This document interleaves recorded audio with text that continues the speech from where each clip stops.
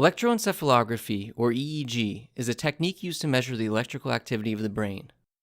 In EEG, electrodes are most commonly placed on the scalp of a patient, primarily to detect the electrical activity of neurons in the cerebral cortex. Typically, EEG does not record the activity of single neurons, but rather detects the signals created when populations of neurons are active at the same time. It mostly records signals from small areas of the brain surrounding each electrode. EEG is primarily measuring postsynaptic potentials, or changes in membrane potential that are elicited by neurotransmitters binding to receptors on the postsynaptic membrane.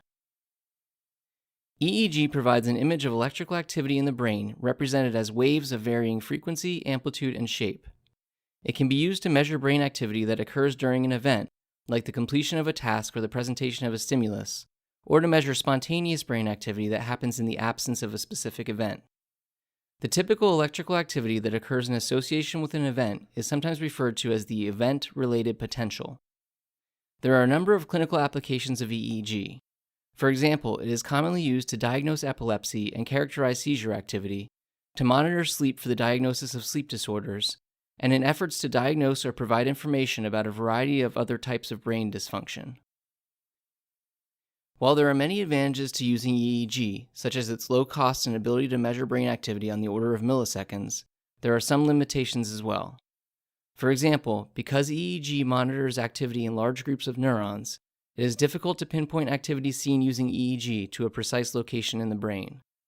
And it records the activity of neurons in the cortex, but is limited in its ability to accurately record activity in deeper structures of the brain. Whether you're in a deep sleep, taking a test, or watching a YouTube video, your brain is abuzz with activity. There are millions of electrical pulses passing between neurons that are sending messages to each other. When those signals spread, clusters of neurons start getting feedback from others, and networks of cells synchronize their firing. It becomes a repeating cycle or rhythm, a brainwave, or as neuroscientists call them, neural oscillations. That organized electrical activity is strong enough to be detected by electrodes on the scalp, with a technique called electroencephalography, or EEG. And that's allowed us to study brainwaves to try to make sense of the brain. While things are still pretty mysterious, lately we've been making strides to link brainwaves to things like consciousness, memory, and maybe even certain diseases. Now, brainwaves aren't one size fits all. There are actually lots of different electrical patterns defined by their frequency. They're measured in cycles, or the number of times the neurons are firing per second. Brainwaves also vary in amplitude, with lower amplitudes as they speed up. There are 5 main types, and there's no hard and fast rules about their functions. But generally, the higher frequency the wave, the more alert and awake you are. So the slowest of these 5 waves, which are of relatively high amplitude, are delta waves. They're typically linked with deep sleep. Slightly faster are theta waves, which are often associated with daydreaming or meditation. The next step up are alpha waves. These are common when you're awake, but relaxed, like when you still have your eyes closed. Beta waves are even higher frequency and lower amplitude, and seem to happen when you're awake and thinking about something. The smallest, fastest oscillations are gamma waves. They tend to be around when you're deeply focused on something. Now, even though we talk about beta waves when you're in class, or delta waves when you're sleeping, for simplicity's sake, the reality is that your brain is abuzz with all different frequencies of waves. It's just that certain ones are more dominant at any given moment, depending on what you're doing and how you're feeling. If you're chilling at the pool and sometimes closing your eyes to bask in the sun, you probably have a lot of alpha and theta going on. But there's still some beta waves in the background. It's not like your brain has the exact same wave frequencies throughout the whole thing. If you look at the readings from individual electrodes on an EEG, you can see that different regions of the brain are more commonly linked with certain waves. Alpha waves, for instance, are usually strongest at the back of the brain in the occipital lobe, which handles vision. One of the amazing things about brain waves is that these common frequencies are remarkably similar across different species, like cats, bats, and us. But at the same time, they might be very different between individuals. Some neuroscientists have even proposed that a snapshot of all the waves going on in a brain could be used to identify a person, like a fingerprint. So in some ways, measuring brainwaves could be very powerful. Like, I can probably guess the moment you open your eyes just by looking at when your alpha waves drop off.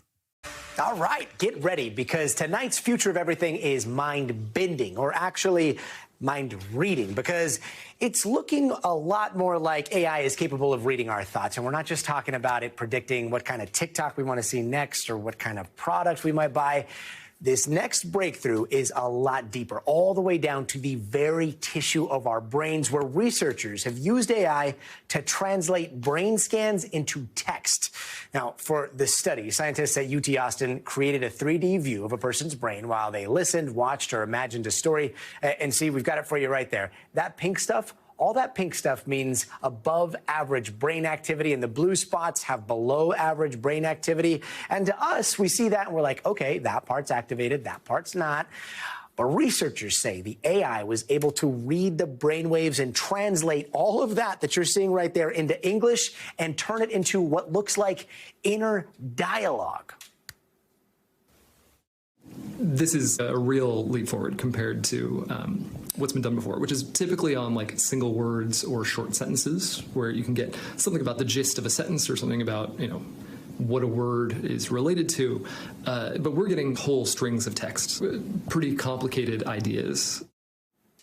Okay, so what does that actually look like? Check this out. Here are the volunteers, and the volunteers were asked to watch a movie clip without audio, and this is what the AI described.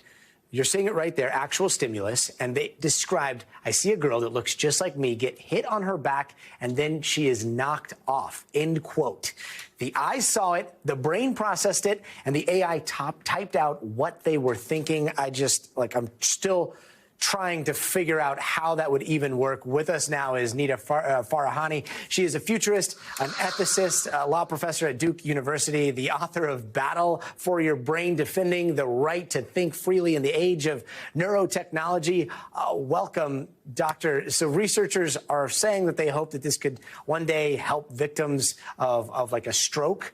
But how do you see this type of technology being used?